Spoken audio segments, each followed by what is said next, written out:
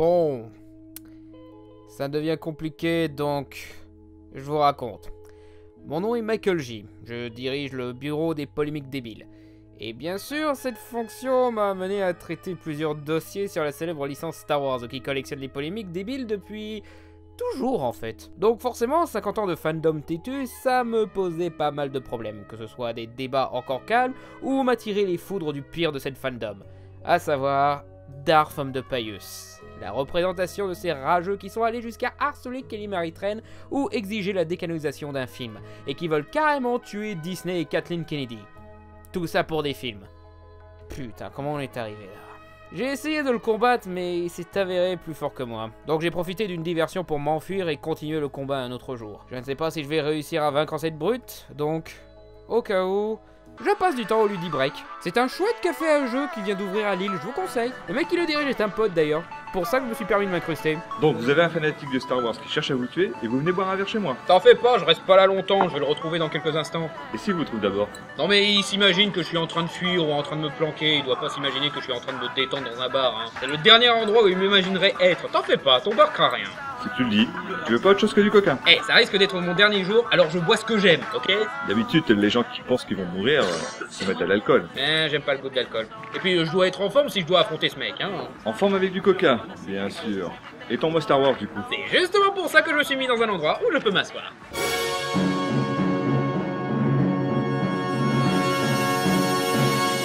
Le mois Star Wars s'achève en février, je sais, pardon pour le retard. Et rien de mieux comme conclusion que d'analyser la source des incompréhensions et des divergences autour de Star Wars, à savoir George Lucas. Pour beaucoup, si la prélogie est excellente, c'est parce que Lucas l'a voulu ainsi. Et si la postlogie est nulle et trahit l'âme de Star Wars, c'est parce que ça trahit la prélogie et que ce n'est pas conforme à la vision de Lucas. Ce qui est un argument que je peux comprendre hors contexte. George Lucas est après tout celui qui a eu l'idée de Star Wars, celui qui a nommé les personnages et imaginé les bases de l'univers, celui qui a maintenu la licence en vie pendant des décennies par des films et produits dérivés, et c'est le réalisateur du premier film. Mais si vous remarquez bien, je n'ai pas dit qu'il avait fait Star Wars. En effet, George Lucas n'a pas vraiment fait le Star Wars tel qu'on le connaît. Il a imposé son hégémonie à la prélogie, mais pas à la trilogie qui reste quand même à la base de toute la saga. Et même s'il avait bel et bien fait la trilogie originale, ça ne change pas le fait que même les créateurs peuvent faire des erreurs et revenir sur leur propre création. Après tout, ces personnes-là sont humains, ils peuvent se tromper, ils peuvent changer, et même trahir ce en quoi ils croyaient à l'origine. En fait, je vais même jusqu'à dire, George Lucas n'est pas un artiste. Je sens comme une perturbation dans la force. Comme si des tas de fans criaient d'indignation. Puis s'étaient tués en disant « Ah mais attends, il est quelque part en train de faire réfléchir les gens !» Je le sens. Bon ok, je vais dans la sursimplification là-dessus, je le reconnais. Car en effet, il a eu une intention artistique. Ou du moins au début. Mais l'évolution de Lucas est assez comparable au monstre du cinéma qu'il a créé, Dark Vador. Ce que je vais essayer de vous expliquer aujourd'hui, c'est que George Lucas n'est pas le vrai talent ou le vrai génie de Star Wars. Ce n'est pas un artiste omnipotent. Et ce, en vous racontant l'histoire de George Lucas et comment il a fait Star Wars. Bon, avant, je tiens à préciser une chose, parce que j'en vois déjà me dire que je vais partir en théorie du complot ou mentir pour essayer de justifier ma haine pour la prélogie que je n'ai pas, et que je fais ça uniquement pour défendre la postlogie. Alors que j'ai défoncé Solo il y a 2 épisodes. Je le jure sur Robert Zemeckis, Steven Spielberg et M. Night Shyamalan que je n'invente rien de ce que je vous raconte aujourd'hui. Ce que je vais vous raconter vient non seulement de l'analyse de ces films, mais aussi des histoires en coulisses exprimées par pas mal de personnes de l'ancien entourage de Lucas, notamment le producteur Gary Kurtz, décédé l'année dernière et dont vous foutiez de la mort, mais croyez-moi, je vais vous donner envie de pleurer sa mort dans cet épisode. Et je me base aussi sur le travail de Rafik Djoumi, le rédacteur en chef de l'excellente émission Beat, ainsi que l'auteur de la biographie George Lucas, l'homme derrière le mythe. Et oui, je sais, il déteste aussi la postlogie. Ça change rien ce qu'il a démontré sur Lucas et la prélogie. Bref, des valeurs plus sûres que le youtubeur de seconde zone que je suis. Je vous apporte des faits, des études basées sur des faits. Le fait que ça ne vous plaît pas de l'entendre ne vous donne pas le droit de dire que c'est du mensonge, et il faudra l'accepter un jour ou l'autre. Bref, pour démontrer que George Lucas n'est pas un artiste, nous devons parler de l'époque où il en était un. Déjà, on va mettre un terme à ce mythe. Non, George Lucas n'avait pas prévu 9 films dès les débuts de Star Wars. Car à écouter les défenseurs de Lucas et de la prélogie, on croirait que Lucas savait déjà qu'il voulait faire 6 ou 9 films dès qu'il a proposé le projet à la Fox en 1975, et qu'il a commencé par l'épisode 4 parce qu'il n'avait pas la technologie nécessaire de faire l'épisode 1. Et ils utilisent même ça pour contrer avec une certaine mauvaise foi des contre-arguments genre « Eh, pourquoi vous vous plaignez qu'on ne savait rien sur Snoke avant qu'il crève? On savait tout autant rien de l'Empereur dans la trilogie et ça posait problème à personne. Non mais Palpatine, on allait savoir d'où il venait dans la prélogie de toute façon vu qu'il était prévu depuis le début. » Outre le fait que même dans la prélogie on ne sait toujours pas qui il est, juste qu'il est méchant et qu'il a baisé tout le monde au niveau politique, mais aussi avec cette excuse on peut aussi justifier Snoke, hein, non parce que dans 30 ans Lucasfilm peut faire un film sur ses origines ou quoi, hein. Mais surtout, l'idée même que Lucas avait tout prévu dès le début, c'est de la pure merde. Lucas ne s'est pas levé un matin avec toutes les idées de Star Wars en tête, on n'est pas dans George Lucas in Love là. En vrai, à la base, Lucas n'avait même pas prévu de faire Star Wars. Avant Star Wars, Lucas était un jeune réel prometteur qui voulait éviter de finir comme son père qui était chef d'une entreprise de papeterie et qui était guidé par son ange gardien Francis Ford Coppola contre les méchants producteurs d'Hollywood qui les fait chier pour faire leurs films. Fort de son succès sur American Graffiti et la démonstration de sa passion pour la SF avec THX 1138, il entame le projet qui le fait fantasmer depuis ses années étudiantes, un film Flash Gordon. Mais les producteurs lui ont refusé les droits car ils ne voyaient pas l'intérêt d'un film Flash Gordon. 4 ans après Star Wars, ces mêmes personnes ont fait un film tout pourri sur Flash Gordon. Marrant, hein? Donc Lucas, ne pouvant pas faire un film sur son héros de comics préféré, il fait ce que tous les créatifs font quand ils se voient refuser une licence, plagier de leur côté. Je plaisante, mais c'est une technique assez récurrente parmi les artistes qui veulent tellement adapter une licence que quand on leur refuse, ils sont obligés d'improviser un truc. De faire un simili, un équivalent libre de 3, ne pas voler s'il vous plaît quoi. Un des meilleurs exemples de ça, c'est Sam Raimi quand il voulait réaliser l'adaptation du comics The Shadow, les producteurs l'ont délaissé. Donc Raimi est allé faire Darkman, un film très inspiré par The Shadow, mais créant quelque chose d'inédit. Et ironiquement, les gens retiennent plus Darkman que le comics qu'il avait inspiré. Donc Lucas a voulu faire son propre space opéra. Et quitte à copier un peu Flash Gordon, pourquoi pas emprunter d'autres trucs? On va mettre du western, du film de pirate, du film de samouraï, du Valérian, du John Carter, du Buck Rogers, du film de guerre, même les films de propagande nazie tant qu'à faire. Et surtout, l'œuvre de Joseph Campbell sur le monomythe, le héros aux 1001 visages. Une thèse qui explique que tous les mythes de l'humanité, que ce soit la mythologie grecque, l'histoire de Jésus ou Harry Potter, ont de grandes similarités en termes de structure et d'archétypes. Et après des jours d'écriture, il termina le premier script du tout premier film Star Wars. Et c'était de la merde! Et ça, c'est pas moi qui le dis, mais tout l'entourage de Lucas. Entourage qui comptait juste 3 des plus grands cinéastes de notre histoire, à savoir Spielberg, Coppola et Scorsese, mais aussi son prof de cinéma, Irving Kushner, qui réalisera le meilleur film Star Wars, l'Empire contre-attaque, son producteur Gary Kurtz, et même sa femme Marcia Lucas, monteuse de films professionnels, qui est celle qui a eu l'idée de faire tuer Obi-Wan par Vador, comme je l'ai expliqué l'année dernière. Bref, pas des petits paysans quoi, hein. Les principaux reproches étaient que le script était trop kitsch, trop rempli de mots ridicules comme Jedi Bendu, Sith, ou des noms comme Mace Windu et Anakin Starkiller, qu'il se perdait trop dans la complexité avec beaucoup trop de personnages inutiles, que les personnages étaient trop superficiels, et que l'aspect politique était superflu. Tiens. Et comme je l'avais expliqué dans l'épisode sur l'univers étendu, Gary Kurtz lui conseilla d'être plus modeste sur les univers qu'il montrait, car du coup il pouvait concentrer le budget sur des designs plus travaillés, ce qui fait que le film a bien mieux vieilli que d'autres productions de SF de l'époque, genre Star Trek ou Planète Interdite, ou La Menace Fantôme bien plus tard. Mais aussi, ça laissera de la place à l'imagination des spectateurs. Encore une fois, pourquoi exagérer avec l'image de synthèse alors que tu peux donner plus de vie à ton univers juste avec du putain de lait bleu? Parce que oui, la formation comme quoi Lucas a fait l'épisode 4 en premier parce qu'il n'avait pas la technologie de faire les 3 premiers épisodes est le résultat d'un téléphone arabe. En réalité, beaucoup d'éléments de la prélogie sont des concepts du script original que Lucas a mis de côté pour garder la pureté du premier film. Il n'avait pas encore prévu d'épisode 1 ou 4 ou 6 à la base. Il a juste profité de la prélogie pour recycler les idées qu'on lui avait déconseillées à l'époque. Genre avoir un personnage principal batracien. Ouais, Han Solo devait ressembler à une grenouille verte à la base. Han aurait pu être le Jar Jar de la trilogie originale. Probablement dans la même réalité alternative où Eric Stoltz est dans Retour vers le futur. Et c'était pas que la technologie n'était pas assez avancée pour ses ambitions, c'est qu'avec les moyens qu'il avait à l'époque, tout le film aurait ressemblé à un épisode classique de Doctor Who s'il n'avait pas opté pour une autre approche. et que son scénario perdait trop de temps avec des détails inutiles. D'ailleurs, vous pouvez voir ce que donnait ce script original avec la bande dessinée La Guerre des Étoiles. Une adaptation d'une des précédentes versions du script de Lucas. Je ne suis pas sûr si c'est la première ou la troisième d'une longue série, mais bref. Et vous verrez non seulement les nombreuses différences avec l'original, mais aussi que clairement il n'avait pas tout prévu depuis le début. Vu qu'on voit que le héros, Anakin Starkiller, oui c'est pour ça qu'on case souvent ce nom pour le clin d'œil dans le pouvoir de la force ou le réveil de la force, a un père gentil, s'envoie en l'air avec la princesse, Han Solo était encore une fois un alien vert, ces 3PO et R2-D2 servaient à rien car il n'y avait pas d'histoire de plan d'étoile noire à remettre aux rebelles, Vader était deux personnages, l'empereur était un politicien lambda, etc. Et surtout, on voit à quel point le script ne marche pas en bande dessinée, mais aussi à quel point il n'aurait pas marché en film des années 70. Du coup, Lucas a fait plusieurs réécritures, a enlevé un maximum d'éléments problématiques, simplifié au point que l'histoire devienne plus un conte de fées qu'un space opéra à la Dune, ce qu'il a lui-même admis plus d'une fois en interview, It's a film for 12-year-olds. et Kevin Kushner a confirmé. I don't even consider it science fiction. I consider it a fairy tale. Blablabla, Disney a rendu Star Wars trop enfantin, Il fait aussi appel à ses potes Gloria Katz et Willard Huyck, ses scénaristes d'American Graffiti, et qui feront des années plus tard Howard le Canard produit par Lucas. C'est dégoûtant. Ouais, niveau producteur, George Lucas n'est pas mieux. Sauf quand c'est Spielberg qui réalise. Ou Don Bluth.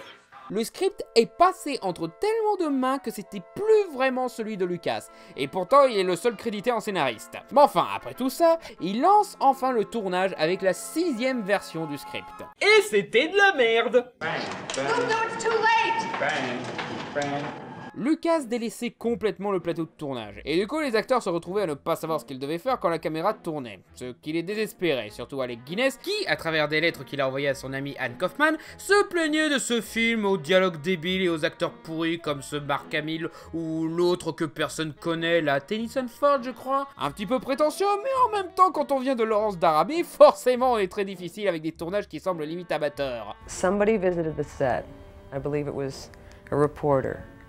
And after 3 days, they said, "Which one is George Lucas?" Lucas était trop focalisé sur des modifications supplémentaires sur son script, le financement du film et la supervision des effets spéciaux avec Joe Johnston. D'ailleurs, Lucasfilm, pourquoi vous n'engagez pas Joe Johnston pour faire un film Star Wars? Je veux dire, il était là au début de Star Wars, il sait comment faire un Star Wars, et il a un CV des plus corrects, hein, il est toujours actif à l'heure actuelle. Il pourrait faire un excellent spin-off, mais il aurait été mieux que Ron Howard pour Solo même. Au point que Gary Kurtz, le producteur, a dû se mettre à la direction d'acteur lui-même, ce qui fait que le jeu d'acteur dans le film est pas ouf, mais meilleur que la prélogie. Et chapeau à Alec Guinness pour avoir aussi bien joué dans ce film qu'il détestait faire, ça c'est du professionnalisme. Bref, Gary Kurtz a sauvé le film de la catastrophe et le tournage put enfin se boucler. Et c'était de la merde. Le film manquait cruellement de rythme et était bourré de scènes inutiles et ridicules, comme la scène de Jabba qui n'était qu'un humain banal à l'époque, ou cette scène malaisante où le speeder de Luke déconne et qu'il doit réparer pendant que ses 3PO conduit. Tiens, des scènes inutiles où nos héros réparent leur véhicule. Tiens. Et c'est là que Marcia Lucas intervient pour sauver à nouveau le film un grand coup de montage. Important, un montage dynamique, je vais même jusqu'à dire précurseur dans le montage de films modernes.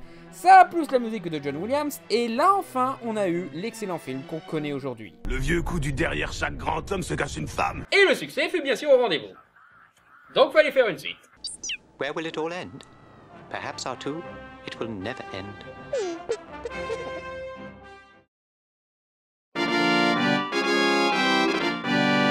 À la base, Lucas n'avait pas d'idée pour une suite. Si vous regardez les premiers scripts, le film devait être qu'un seul film, pas une saga de plusieurs. Et les modifications apportées qui suggéraient une suite, comme Vador qui survit à la destruction de l'étoile noire, n'avaient quand même pas de plan concret.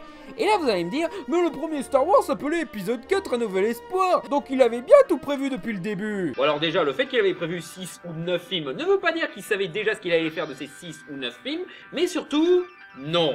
Le film ne s'appelait pas épisode 4 à la base, il s'appelait juste Star Wars. C'est l'édition spéciale de 1997 qui avait rebaptisé le film épisode 4 Un Nouvel Espoir. Le premier film à être qualifié d'épisode fut l'Empire Contre-Attaque, et encore c'était juste dans le texte d'ouverture. Le film en soi par contre s'appelait juste l'Empire Contre-Attaque, pas Star Wars épisode 5 l'Empire Contre-Attaque, ou même Star Wars l'Empire Contre-Attaque. Et même là, il n'y avait pas de projet. Lucas avait mis le épisode pour rendre hommage aux serials et comics dont il tombait jamais sur le premier épisode, un peu comme le fera des années plus tard au Bucaro Banzai ou...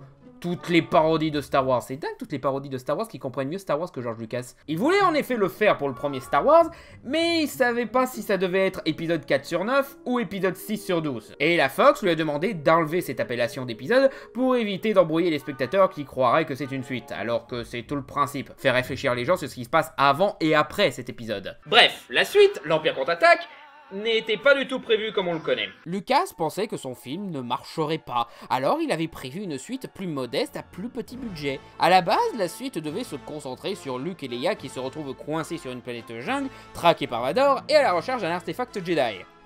C'est tout. Pas de Hoth, pas de Dagobah, pas de Bespin ou même d'astéroïdes, pas de Han Solo car le jeune talentueux Harrison Ford commençait à avoir sa carrière à lui, surtout dans les films de Coppola, et ne voudra sûrement pas jouer dans un petit film. Pas de Je suis ton père, pas de Lando, pas de Boba Fett, pas de bataille contre des Walkers, juste une aventure peu ambitieuse. Mais le film a eu bien plus de succès que prévu, et donc Lucas a complètement revu ses plans et a écrit un script plus ressemblant à la suite que l'on connaît. Et l'histoire prévue à l'origine fut recyclée en livres et comics pour l'univers étendu, la pierre de Calibur. Tiens, c'est marrant. La trilogie originale a été faite sans savoir où ils allaient et en changeant l'histoire après chaque film. C'est pas un truc qu'on reproche à la postlogie, ça?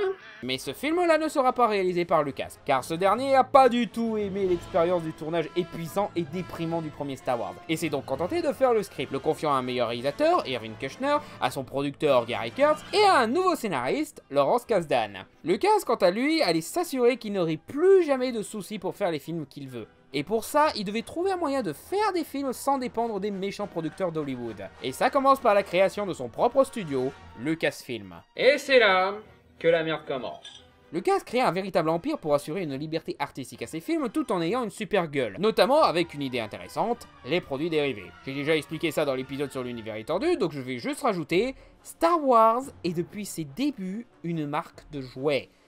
Donc pourquoi vous vous plaignez que Disney fait beaucoup de jouets de produits dérivés? D'accord, leur utilisation est parfois discutable, mais chez Lucas ça l'était tout autant. Disney n'a pas encore fait de jeu de danse que je sache. Un autre truc à rajouter à la longue liste des choses que vous reprochez à Disney et qui sont en fait dues à Lucas. Et du coup, Lucas se retrouve président d'une énorme entreprise de jouets, et de comics, et de t-shirts, et de boîtes à goûter. Quelquefois des films. Genre, en 42 ans, ils ont fait que 24 films. Dont 13 qui n'étaient ni Star Wars ni Indiana Jones. Et seulement 14 écrits par George Lucas. Et à peine 5 réalisés par George Lucas. La vache, c'est triste. Et c'était pas tous des chefs-d'œuvre en plus, hein. Vous avez vu Strange Magic? Ouais, le film était sorti bien après le rachat par Disney, mais la production avait commencé avant. Et ça reste un scénario de George Lucas. Et je vous conseille pas du tout ce film. C'est du sous DreamWorks pas super inspiré. Surtout que c'est avant tout une histoire comique sur l'amour et... Bon, on sait comment Lucas écrit ces deux trucs. Et c'est là que Lucas n'était plus un artiste. Il était un PDG d'une grosse entreprise hollywoodienne. À tel point que tu es devenu très exactement tout ce que tu avais juré de combattre. L'utilisation de cet extrait est bien plus appropriée que vous ne le croyez. Et l'Empire contre-attaque n'était plus un film de Lucas. Pensez-y, l'Empire contre-attaque, le meilleur épisode de la saga, même aujourd'hui, eh ben, c'est celui où Lucas a le moins bossé dessus. C'était Gary Kurtz, Lawrence Kasdan et Irvin Kershner qui avaient dirigé et fait les modifs qui ont permis le chef-d'œuvre que l'on connaît aujourd'hui, en se concentrant sur l'essentiel, le mythe du héros. Lucas a certes été inspiré par la base de Campbell, mais c'est Gary Kurtz qui voulait vraiment se concentrer là-dessus, au lieu de perdre du temps avec la politique ou l'univers. Tiens, ce sont eux qui ont fait la vraie force de la saga, bien plus que Lucas en vrai. Lucas avait la base et a supervisé le projet, mais ce sont d'autres artistes qui ont fait la qualité de cette trilogie culte. Je veux dire, on acclame les superbes designs des films, surtout dans la prélogie, mais on oublie que Lucas n'a pas fait ça tout seul. Ce sont surtout Ralph McQuarrie et Ryan Church qui sont à féliciter pour le travail visuel de ces films. Même les acteurs, je veux dire, vous vous souvenez du cultissime « Je t'aime ». Je sais. Eh ben, c'était pas comme ça dans le script à la base. Han devait répondre « Moi aussi je t'aime ». Mais Harrison Ford trouvait que ça ne correspondait pas au personnage, qui ne dirait pas ça à ce moment-là. Et donc il a suggéré la phrase maintenant culte « Je sais ». Même « Je suis ton père ». À l'heure actuelle, on ne sait pas qui est celui qui a vraiment eu l'idée de ce célèbre twist doublé d'une réplique iconique. Lucas ou Kasdan? Lucas serait logique avec l'utilisation des travaux de Joseph Campbell qui traite de la mort du père, mais ce que Lucas en a fait dans le Retour du Jedi contredit le schéma de Campbell sur cet archétype narratif. Encore une fois, Gary Kurtz y tenait bien plus que Lucas, et dans les premiers scripts, le père du héros n'est pas un méchant. Il est à moitié robot, mais c'était pas un méchant. Ce qu'on sait en tout cas, c'est qu'une précédente version du script finalisé par l'auteur de Space Opera Leigh Brackett contredisait carrément l'identité de Vador, vu que ce script mettait en scène une sorte d'adoubement pour que Luke devienne un Jedi, auquel participaient Yoda, le fantôme d'Obi-Wan et le fantôme d'Anakin. Et durant le tournage, l'acteur David Prowse, celui sous le costume de Vador, ne disait pas « Je suis ton père », il disait « Non, Obi-Wan a tué ton père ». Et si vous regardez bien, Luke, après ça, ne parle pas directement dans cette information et ses réponses et réactions restent logiques avec la révélation qu'Obi-Wan aurait tué le père de Luke. Il dit « Ben, pourquoi tu me l'as pas dit ?» Mais jamais « Ben, Vador est-il vraiment mon père ?» On raconte que c'était une façon de garder le secret sur la révélation de Vador, mais... Et si Lucas avait écrit à l'origine qu'Obi-Wan avait tué le père de Luke, et que Kasdan, Keshner et Kurtz ont eu l'idée de Vador, qui est le père de Luke, durant la post-production, et ont demandé à James Earl Jones, la voix de Vador, d'enregistrer ce nouveau dialogue. Bon là, j'avoue, je suis surtout dans la spéculation, parce que je n'ai pas trouvé la moindre affirmation qui confirme quoi que ce soit sur la question. Mais au niveau des faits, petite anecdote amusante, la révélation sur le père de Luke était très mal accueillie. Autant que le dernier Jedi. Là aussi, on disait que ça trahissait les fondements du premier film, que ce n'était pas cohérent, et on commençait à imaginer que c'était un mensonge de Vador, car il n'acceptait pas cette révélation qui chamboulait tous les acquis des fans. Et maintenant, cette révélation est vue comme une pierre angulaire de la saga. Tiens. On se plaignait aussi que Leia se mettait finalement avec Han et pas avec Luke, et bien d'autres trouvaient le film sans émotion et qu'il racontait du vide. C'est encourageant de voir le meilleur film de la saga avoir le même traitement que le dernier Jedi. Si ça se trouve, dans 10-20 ans, on dira que c'est le plus grand film de tous les temps. Et tous ces changements qui ont renforcé le film ont été faits sans Lucas, car ce dernier était trop occupé à diriger Lucasfilm. Et quand Lucas a vu que toute l'équipe avait tout changé, Lucas n'était pas content du tout. Ce qui fait que pour le Retour du Jedi, Lucas a repris les choses en main. Et c'est à partir de là que George Lucas l'artiste est vraiment mort, pour devenir George Lucas, le PDG. C'est plus une machine qu'un homme. Il est malhonnête et mauvais.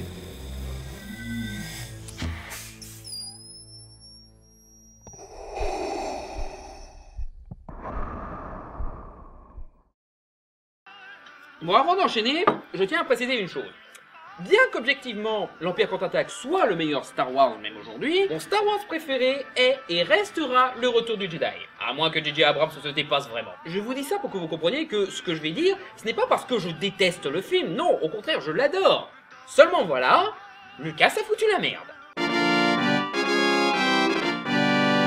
Comme l'Empire contre-attaque, le Retour du Jedi n'était pas du tout prévu comme on le connaît aujourd'hui. Le film ne portait même pas le même titre. À l'origine, il devait s'appeler La Revanche du Jedi. D'ailleurs, je vais tricher un petit peu pour que ce soit plus facile à suivre, parce qu'en vrai, c'est un peu plus compliqué que ça, mais je vais différencier La Revanche du Jedi comme étant le film tel qu'il était prévu à l'origine, et Le Retour du Jedi, à savoir le film qu'on a eu au final. Donc déjà, dans le script original de La Revanche du Jedi, Luke devait tuer Vador. Déjà, cache, pas de retour du héros qui sauve son fils ou quoi, Luke devait tuer son père. Alors avec le schéma de Campbell, il faut tuer le père, pour mettre fin à un modèle générationnel néfaste et créer un nouveau et meilleur modèle par nous-mêmes, au lieu de valoriser un vieux modèle déchu. Tiens. Si vous voulez un bon exemple de ça, Conan le Barbare, où James Earl Jones sort aussi le coup de « je suis ton père », mais en plus symbolique, moins littéral, que sans lui, Conan ne serait pas qui il est aujourd'hui. Et donc, qu'il l'a créé. Mais Conan le tue quand même car il veut créer sa propre voie, pas suivre celle d'un faux prophète. Ensuite, la révélation de la sœur de Luke. Leia n'était pas censée être la sœur de Luke. C'est confirmé, Gary Kurtz l'a dit dans une interview. Et ouais, c'est pour ça que les précédents films avaient clairement posé problème au niveau inceste. Yoda avait en effet évoqué un autre espoir, et cette autre était une sœur de Luke, ça oui, mais elle n'était pas dans le film. Elle devait être un personnage inédit qu'on découvrirait dans un éventuel 4e film. Et si Leia entend Luke à la fin de l'Empire, c'est parce que, pour Gary Kurtz, Lawrence Kasdan et Irvin Kershner, la force ne devait pas être une question de gène ou d'entraînement physique, mais d'ouverture d'esprit. Ce que Luke n'avait pas car il se basait trop sur les faits, il était trop vieux. Il ignorait même qu'il était possible de soulever un X-Wing juste avec la pensée. Là où Leia avait une foi inébranlable en la force, au point d'avoir risqué la mort pour aller chercher un vieux Jedi. Donc, elle a pu se connecter à la force sans être formée. Tiens. Aussi, quand les fans ont découvert que Leia était l'autre que Yoda teasait, je vous le donne dans le mille, des déceptions de la part des fans qui imaginaient déjà que l'autre serait une Jedi badass qui servirait de love interest à Luke. L'histoire se répète, merde! Mais là où ça vous devient marrant, c'est que la revanche du Jedi devait finir sur Luke qui part en exil tel un héros de western spaghetti, peut-être pour retrouver sa sœur dans le 4e film. Han Solo tue au combat, idée qui plaisait beaucoup à Harrison Ford d'ailleurs, un sacrifice héroïque pour conclure son personnage de renégat repenti, et Leia devait assumer son rôle de reine et leader de la Nouvelle République, ce qui l'isolerait au sommet de la galaxie, finissant seule. Et c'est là le twist de cette histoire. Les fans cassent du grain sur la postlogie parce que ça trahit la vision d'un auteur. Mais si vous regardez bien, la postlogie a été lancée par Lawrence Kasdan. Le mec qui, plus on y réfléchit, et plus il est le vrai talent de la trilogie originale. Et c'est Lucas qui a trahi sa vision en modifiant complètement le 3e film et en faisant la prélogie. D'un certain point de vue. Rien que l'utilisation de la force dans la postlogie est totalement logique avec comment l'Empire contre-attaque la présente. Yoda et Obi-Wan n'enseignent pas à Luke une formule magique, une technique ou un entraînement, mais une philosophie. Ils l'invitent à ouvrir son esprit pour accepter l'impossible et se croire capable de faire de grandes choses pour les accomplir. Ça devait pas être logique, ça devait être de la magie. Seulement Luke a du mal parce qu'il est très terre-à-terre et vite enclin à laisser tomber et faire des erreurs. Tiens. C'est pas comme ça qu'elle fonctionne, la force. Lucas, n'ayant pas du tout aimé le résultat final de l'Empire contre-attaque, a fait dégager tout le monde, remplaçant Irving Kushner par un yes man du nom de Richard Marquand, qui fera tout comme Lucas lui dira, et il se débarrasse aussi de Kazan pour pouvoir se torcher avec son script. Déjà, il a rendu le film plus lumineux et familial, se finissant sur une fin heureuse où Vador devient gentil, cassant le schéma de tuer le père de Campbell, et donc trahissant concrètement une des bases principales de la saga. A modifié la révélation de la sœur pour que Leia soit la sœur de Luke, dont l'improvisation de l'idée a laissé rétroactivement une marque gênante, et mis fin au triangle amoureux sans conflit, sans devoir faire un Luke qui, vous savez, accepte que Leia aime quelqu'un d'autre, et accepte de juste rester ami avec une femme. Un homme et une femme amis, mais quelle histoire, hein. A annulé la mort de Han pour éviter que la vente de son jouet n'en pâtisse, non sérieux, c'est la vraie raison, et à la base, le film devait se passer sur la planète des Wookiees. Mais Lucas a décidé de les remplacer par les Ewoks pour vendre des ours en peluche, ce qui est très con, car tu pouvais aussi faire des peluches des Wookiees, je veux dire... Wookie, Ewok, c'est pratiquement la même chose. T'as remplacé des ours en peluche par des ours en peluche, connard! Et quand Gary Kurtz a vu que Lucas était plus intéressé par les jouets que par l'histoire, il se tira de Lucasfilm, laissant Lucas seul au sommet de son empire. Et le trio de l'Empire contre-attaque fut éliminé. Non, sérieusement. Kushner n'a rien fait à part une suite discutable de Robocop après ça. Kasdan a fait une traversée du désert avant que Kathleen Kennedy lui offrit l'occasion de compléter sa vision de Star Wars. Et Gary Kurtz a produit quelques films cultes, mais qui n'ont pas des masses marché. À croire que Lucas s'était assuré qu'il ne puisse rien faire après ce désaccord. On peut dire que tu nous as bien eu, mon ami. Mais après, encore une fois... Le Retour du Jedi est mon Star Wars préféré. J'adore l'idée de Vador qui redevient gentil, ça donne plus de complexité et une belle conclusion à ce super personnage. J'aime le fait que Han et Leia finissent ensemble et que Luke reste juste ami avec eux. J'aime même les Ewoks pour dire. Ils apportent un chouette parallèle avec la guerre du Vietnam, voilà ces petits villageois qui sont pas super développés technologiquement et qui arrivent à vaincre un grand empire surpuissant et colonisateur. J'aime vraiment le fait que la trilogie se conclue ainsi. Seulement, même si cette fin m'aurait pas plu, parce que dans le fond elle est vraiment déprimante, c'est une fin bien plus logique avec ce que les deux précédents films ont raconté. Les intentions d'origine, les références utilisées, la fin western, tuer le père, sacrifice héroïque, devenir la reine, c'était une fin parfaite pour cette histoire dans la logique narrative. Peut-être pas une fin immédiatement satisfaisante, mais la fin dont la trilogie avait besoin. Peut-être même qu'en grandissant, on aurait fini par l'apprécier pour son apport psychologique, sa nuance, sa maturité, voire sa prise de risque. Mais Lucas l'a complètement démoli pour se sentir comme le vrai artiste de Star Wars et pour vendre des jouets. Il voulait faire comprendre que c'était lui le patron et que Star Wars c'était lui et personne d'autre. Je m'écarte un peu du pur factuel pour parler de mon interprétation, mais de ce que je constate, ok, Disney aussi fait beaucoup de jouets et tout, mais jamais en interférant avec l'histoire ou la vision d'un artiste, supportant la vision d'un artiste même, ce qui surprend des mecs comme Gareth Edwards. Même le bordel de Solo, c'était pas Disney qui a fait son Warner DC Comics ou quoi, c'est Kasdan qui aimait pas qu'on modifiait son script. Oui, je sais, l'ironie de la situation, on en parle après. Ce que je veux dire, c'est que Disney, eux, n'empêchaient pas un personnage de mourir par peur que son jouet se vende moins. Au contraire, ils savent que c'est de la connerie et tuent des tas de personnages sans se soucier des répercussions sur la vente du jouet. Et ils n'évitent jamais des idées osées, genre tuer tout le casting de Rogue One ou chambouler beaucoup d'acquis dans le dernier Jedi de peur que les fans réagissent mal. On raconte que si les jouets Star Wars sous Disney marchent de moins en moins bien, c'est la preuve d'un ras-le-bol de Star Wars. Ce qui est débile, les premiers clients pour ces jouets, bah c'est les gosses. Et les gosses ils s'en foutent du surplus ou du l'overhype sur Star Wars. Non, si les jouets Star Wars sous Disney ne marchent pas, c'est parce que... bah ces jouets sont chiants. Lucas privilégiait des designs qui se vendent bien en jouets, que ce soit pour les personnages, les vaisseaux, les créatures, etc. Les nouveaux films, eux par contre, se concentrent uniquement sur les personnages et ne s'inquiètent pas de si le design qu'ils donnent marchera ou pas comme jouet. Je veux dire, qui va acheter une figurine de Jyn Erso ou de Poe ou même de K2SO. Je veux dire, ce sont des bons personnages, mais leur apparence, ça donne pas envie d'acheter leurs jouets. C'est pas comme Dark Maul qui a tout misé sur son design. Les seuls designs vraiment idéaux pour les jouets sont BB-8 et les Porgs, là où les autres films ont des designs limite simplistes, mais cohérents avec les personnages et l'univers. Et aussi la reprise de vaisseaux X-Wing, Faucon et autres, car... ben, pourquoi ils changeraient de modèle de vaisseau à chaque film?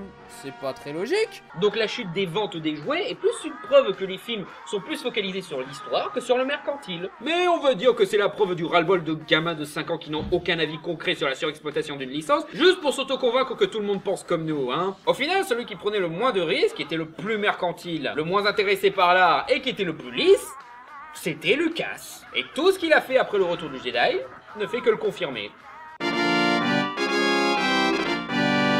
Tout à l'heure, je donne l'impression de diaboliser Lucas et de le faire passer pour un méchant, mais en vrai, non. Si je voulais absolument le diaboliser, je le comparerais à l'Empereur ou à Jabba le Hutt, mais depuis tout à l'heure, je le compare à Dark Vador. Le méchant le plus connu de l'histoire du cinéma, certes, mais un personnage complexe surtout. Je pense que Lucas est un être tragique. Son histoire est une œuvre shakespearienne, car c'est un homme qui voulait être un artiste. Mais pour faire les œuvres qu'il voulait faire, il a fait des sacrifices. Et une fois qu'il avait le pouvoir de faire tous les films qu'il voulait, et ben l'artiste qui était en lui fut perdu pour un esprit d'entreprise qui a pourri tous ses projets. En fait, je vais même jusqu'à dire, Lucas lui-même en est conscient. Il a tenté de se libérer de Star Wars à plusieurs reprises. Cette licence qui le dépasse complètement et qui l'empêche d'être l'artiste qu'il voulait être. Après le retour de Jedi, Lucas n'avait pas l'intention de continuer la saga. Déjà parce qu'il ne se sentait pas confortable à l'idée de réaliser d'aussi gros films et voulait refiler les autres épisodes à qui acceptait de le faire. Spielberg, Scorsese ou Ron Howard. Oh oh oh, l'ironie. Mais aussi, de l'autre côté, tout Lucasfilm essayait de faire autre chose que du Star Wars. Lucas était plus intéressé par produire des films comme Indiana Jones, ou Willow, Labyrinthe, Le Petit Dinosaure, ou Howard le Canard. Même LucasArts, quand la boîte de jeux vidéo fut créée, il se focalisait principalement sur tout sauf Star Wars. Lucas les interdisait même de faire des jeux Star Wars. Il faisait du Indiana Jones, du Monkey Island, du Sam Max, du Full Throttle, et j'en passe. D'ailleurs, cette période de jeux d'aventure point and click de LucasArts, c'était la seule période où LucasArts apportait vraiment du grand jeu vidéo, hein. Quand ils se sont mis à faire des jeux Star Wars, comme j'avais expliqué dans l'épisode sur l'univers étendu, et ben les jeux qui refilaient pas à d'autres développeurs, ben c'était que des clones de jeux populaires. Parce que sous George Lucas, Star Wars n'était qu'une marque. Encore une fois, on reproche à Disney d'avoir fait de Star Wars une marque, mais la vérité c'est que c'est une marque depuis les années 80, depuis l'Empire contre-attaque. Et après le retour du Jedi, Lucas délaissa Star Wars et limitait ça aux produits dérivés pour faire tourner Lucasfilm et financer des projets plus personnels. Projets personnels qui ne concrétisera jamais. Lucas s'est retrouvé prisonnier du succès de Star Wars. Quand il tentait de faire autre chose, les fans et pas mal d'employés de Lucasfilm et LucasArts exigeaient du Star Wars. C'est la tragédie de son histoire. Même quand il a fini par refaire du Star Wars, il était clairement intéressé par autre chose que du Star Wars. Il se retrouvait avec une frustration créative. La tristement célèbre édition spéciale était un parfait exemple. Les rajouts apportés étaient surtout une démo technique pour ce que pouvait faire ILM, sa compagnie d'effets spéciaux, une façon de tâter le terrain pour voir si ça serait prolifique de faire de nouveaux films Star Wars, mais surtout une façon de s'imposer comme le vrai génie de Star Wars, même si les meilleures idées de la trilogie originale n'étaient pas les siennes. C'est pour ça qu'il a fait des changements inutiles et des rajouts de scènes supprimées, pour reprendre le contrôle de ses films et imposer sa patte. C'est pour ça que les pires changements opérés sur la trilogie originale sont dans l'Empire contre-attaque. On en parlera peut-être une prochaine fois. Ce que je dirais, c'est que le mec qui trahit les fondements de la saga, Bah c'est surtout George Lucas. Il l'a fait à travers l'édition spéciale, et surtout à travers la prélogie. Là aussi, il y a passé sa frustration d'artiste incomplet en recyclant toutes les idées de merde que son entourage lui déconseillait de faire. Politique, trop de personnages, dialogue kitsch, scènes inutiles, termes à la con, etc.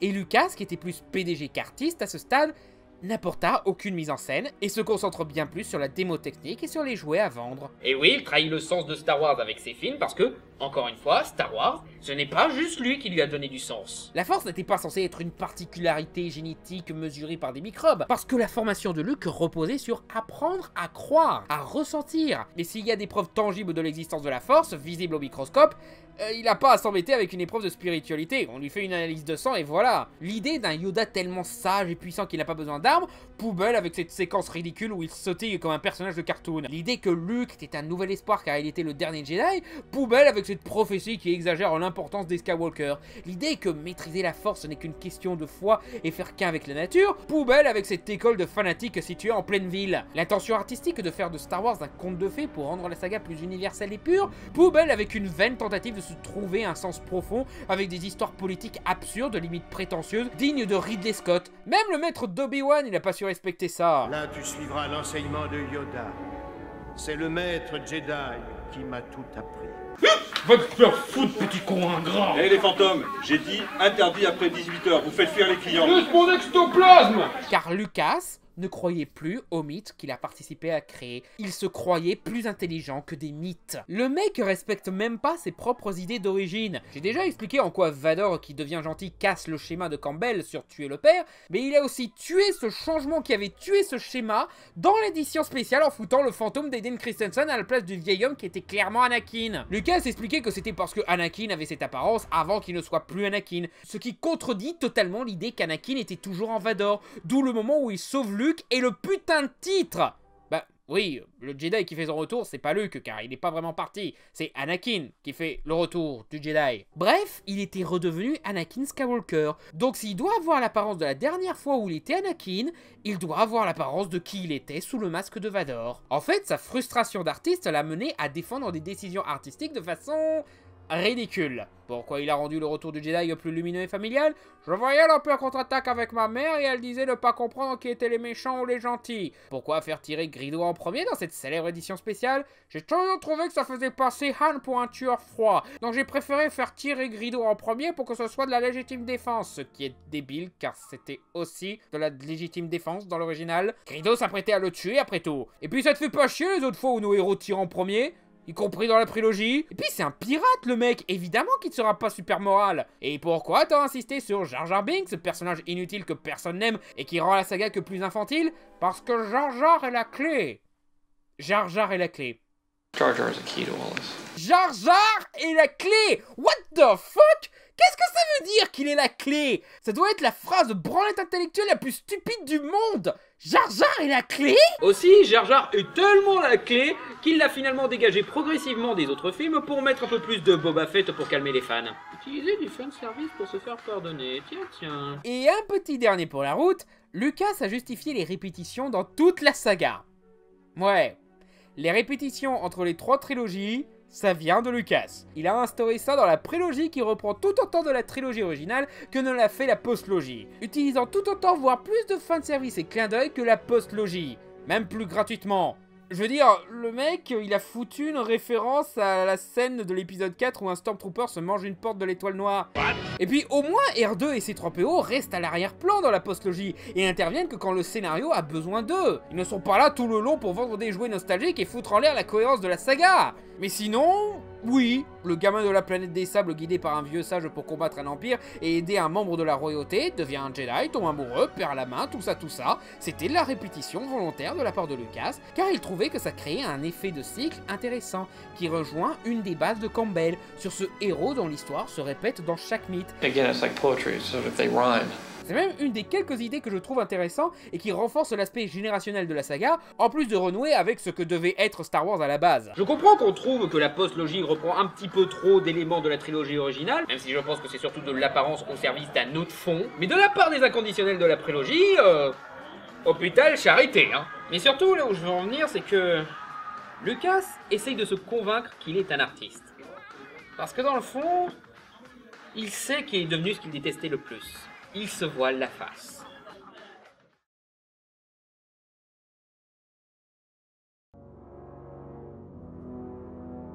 Dans le making-of de La Menace Fantôme, il y a une belle preuve de ça. Quand ils font une projection test du film, Lucas admet qu'il en a trop fait.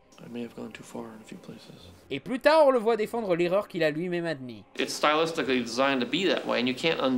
C'est pour ça que pour moi, Lucas est une personne tragique. Il n'a pas la même conviction dans la prélogie. Il ne fait qu'aligner des décisions de producteurs. Plus de gags débiles pour les gamins, plus de scènes spectaculaires pour les spectateurs facilement impressionnables, plus de jouets et de pubs pour nos jeux vidéo. C'est ce qui rapporte le plus quand le film est sorti. Je ne peux pas m'empêcher de supposer que Lucas en est conscient et que ça le dégoûte. Il essaye de se débarrasser de la licence qu'il a créée et a fini par le bouffer. Je pense que c'est justement pour ça qu'il a vendu Lucasfilm. Il voulait se libérer de l'emprise maléfique de sa propre création. Donc le rachat de Disney est pas seulement une bonne chose pour la saga, mais aussi une bonne chose pour Lucas qui était enfin libre. Il le dit lui-même, il peut enfin se focaliser sur les films qu'il voulait faire, qu'on ne verra jamais, mais il peut enfin les faire dans son cercle intime au moins. Et maintenant on demande à ce qu'il reprenne la saga. Même les fans ne veulent pas qu'il soit libre. Lucas est le vrai Dark Vador. Il a commencé tout petit, libéré de l'esclavage qu'était cette figure paternelle qui l'emprisonne dans son travail, par un maître qui l'envoie dans une voie encourageante où il fait le fou avec des jouets et découvre son potentiel. Mais en grandissant, il voit ses limites et décide de les compenser en obtenant plus de pouvoir, ce qui l'amène dans la voie de la folie où il trahit tous ses êtres chers et devient ce qu'il s'était juré de combattre. Mais tout comme il y avait du bon en Anakin, il y a toujours du bon en Lucas. Il l'a montré en sauvant sa propre création d'une relation toxique, en la confiant à une productrice compétente qui sait engager des gens talentueux pour faire ses films. Et je sais pourquoi vous voulez pas y croire.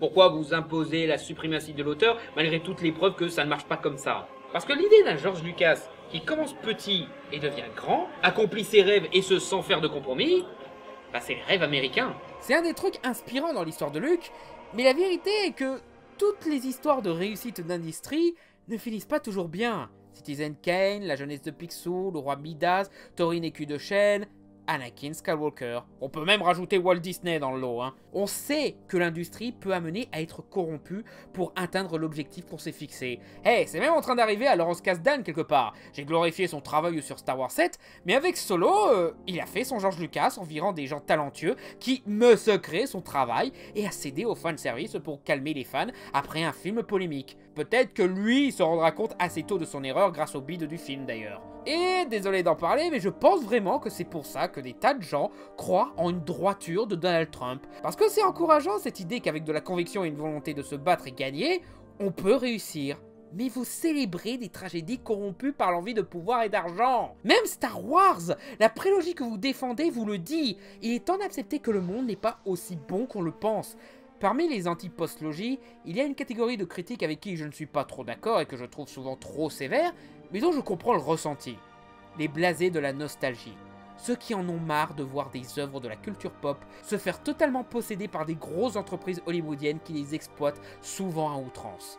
Et pour Star Wars, c'est encore pire, car Lucas s'est battu toute sa vie pour pas être contrôlé par Hollywood. Et au final, il a fini par inspirer un nouveau système lucratif pour les grosses boîtes hollywoodiennes. Et ainsi, il est devenu aussi mercantile et artificiel que les producteurs qu'il détestait. Au point que même les producteurs apportent de meilleurs films. Un constat aussi triste, je comprends que vous voulez pas y croire. Vous vous dites, si mon héros a échoué, alors c'est impossible. C'est une autre preuve que Les Derniers Jedi est un film important, parce qu'il nous a très bien expliqué que si nos héros ont échoué, nous ne devons pas le nier. Ça veut juste dire que c'est à nous d'être des héros.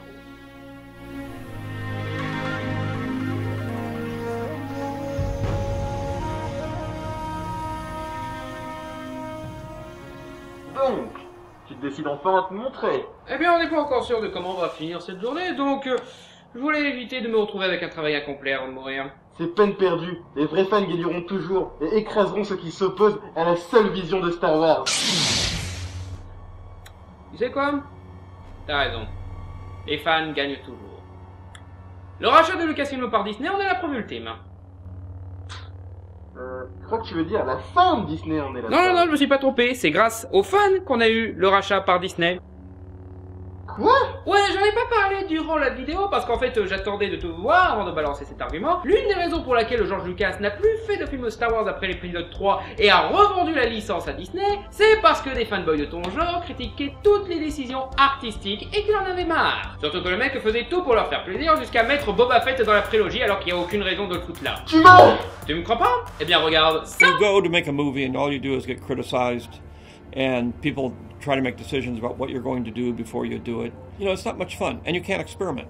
You can't do anything. You have to do it a certain way. Pouvoir magique de faire apparaître des vidéos. Mensonge! C'est un imposteur! Pas le vrai Lucas! Tiens, c'est marrant, c'est exactement ce que disaient les anti-prélogies de l'époque. Non! Les gens ont toujours aimé la prélogie. Tu veux juste faire croire que ton opinion est partagée. Mec, j'ai vécu l'internet des années 2000 et à l'époque c'était très populaire de se plaindre de la prélogie qui avait détruit notre enfance, comme tu le fais avec la postlogie d'ailleurs. J'avais même défendu la prélogie contre certains d'entre eux à l'époque, mais comme ils avaient des arguments des plus valables, j'ai fini par remettre en question mes goûts et par voir que malgré l'amour que je leur porte, ces films étaient en effet très mauvais. Ce sont des prêcheurs du mal! Eh ben toi aussi tu l'es, car tu agis encore pire qu'eux. Sauf que toi t'as encore moins d'excuses, car l'histoire des anti-prélogies et de Lucas aurait dû te servir de leçon des erreurs à ne pas répéter. Une autre preuve que Le Dernier Jedi est un film important. La ferme! Si tu avais écrit l'histoire avec tout ton cœur, tu aurais fait pareil que moi!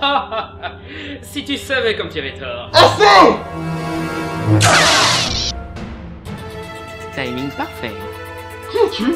Je m'appelle Air Spoiler. Abonne-toi, bitch. Bitch dans le coin. C'est le personnage principal d'un de mes premiers projets de vidéo YouTube. C'est un peu mon projet de passion, mais j'ai dû le mettre de côté pour me focaliser sur plus important. Il critique des films et sauve l'univers de l'imagination. Et pour répondre à ce que tu disais tout à l'heure, j'ai une histoire avec des personnages, un univers et des ambitions. Et pourtant, j'ai des fans qui s'amusent à écrire les origines de mes personnages. J'ai d'ailleurs ma propre version sur les origines de mes personnages, mais je ne m'oppose pas à ceux qui imaginent ces histoires. Déjà parce que la plupart sont excellentes, et aussi parce que... voilà, il faut preuve de créativité. C'est la joie suprême de tous les créateurs. Inspirer la création. Est-ce que tu viens de contrer mon sabre? Avec une clé géante? C'est pas une clé ordinaire en fait, c'est une Keyblade. Ça vient du jeu vidéo Kingdom Hearts en fait. Encore un truc d'une licence qui n'est pas Star Wars? Oh, ça colle presque vu que c'est Disney. Ouais. Arrête!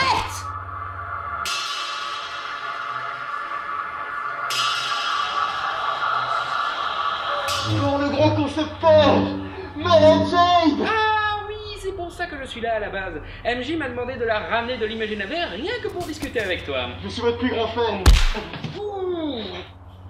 Tu vas finir tes conneries, petit con. Quoi? Mais Madame Jade! C'est Madame Skywalker maintenant. Mais je suis de votre côté. Pourquoi vous... Ferme-la! Tu n'es même pas digne de dire mon nom, petite merde! Mon personnage était censé t'apprendre l'humilité, la maturité et le pardon. Je suis celle qui se fait dominer par la colère et la vengeance, mais qui apprend à la calmer et devient une meilleure personne grâce à l'amour de Luke Skywalker. Et tu oses utiliser mon personnage comme excuse pour assouvir ta colère? T'es qu'une merde qui ne comprend même pas les œuvres que tu prétends défendre. Va te faire foutre, espèce de grosse pute de Maritsu, créée par Kathleen Kennedy et Disney! Dès qu'un personnage féminin te force à apprendre une leçon, tu sors la même réponse. PNJ de merde. Waouh, je suis en train de recouper avec tellement d'épisodes fermés là. C'est ta faute, t'as ruiné Star Wars! C'est de la part des fans de lieu! Ça, c'est de la part de tous les fans de la trilogie originale. Ça, c'est de la part des fans de la postlogie. Pouvoir de viol mental.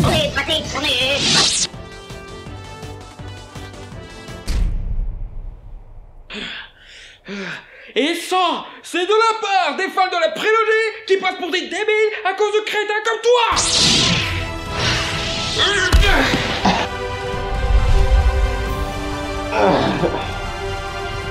Et ça, c'est de la part de tous les créatifs que tu as bafoués. Ryan Johnson, J.J. Abrams, Lawrence Kasdan, Gary Kurtz, Irving Kushner, et même George Lucas, l'homme qui a tout sacrifié pour faire plaisir à des enfants cathés comme toi.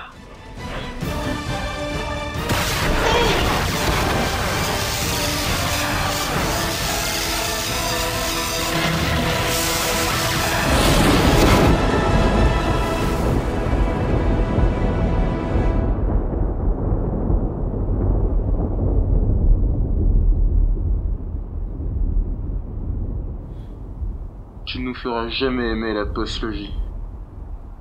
Tant mieux. Elle mérite de meilleurs fans que toi.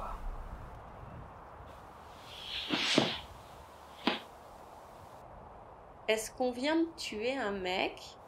Si on demande, on dit que c'est le petit qui l'a fait, on est d'accord? Eh, je suis pas petit, hein. Techniquement, c'était de la légitime défense, hein. Balancer un éclair concentré? C'est pas censé être morte, hein. Si Dark Maul a survécu en étant coupé en deux et en étant jeté dans un trou de 3 milliards de mètres, je ne vois pas pourquoi moi je mourrais d'un simple petit trou dans le bide, hein. Donc, du coup, on fait quoi? Moi, j'ai la babysitter à la maison, je suis pas pressée de rentrer. Puis moi, j'ai besoin d'alcool pour désaffecter la blessure de l'intérieur. Et c'est pour ça que l'univers étendu mérite d'être mieux considéré. Mais je suis d'accord, l'UE c'est très bien, mais justement, si elles sont aussi bien que ça, qu'est-ce qu'on s'en fout que ce soit canon ou pas? Ça, on peut pas juste les apprécier en tant qu'histoire individuelle. Mais la postlogie contredit beaucoup de ces histoires. Eh ben, mettons-nous en tête que ça a été écrit avant que la postlogie ne sorte. Je veux dire, la prélogie, pareil, hein, je suis sûr qu'il y avait quelques histoires qui ont été contredites quand les films sont sortis. Et puis le nouveau canon, il est bien, hein. Oh, ouais, mais pas aussi bien que Legend, je trouve. Non mais ça c'est normal, le précédent UE, il a eu des décennies pour trouver son groove. Le nouvel UE, il a à peine 5 ans, faut lui laisser le temps de trouver son propre quota ou ne sais quoi. Ouais, enfin, ça risque pas d'arriver avec EA Games, hein.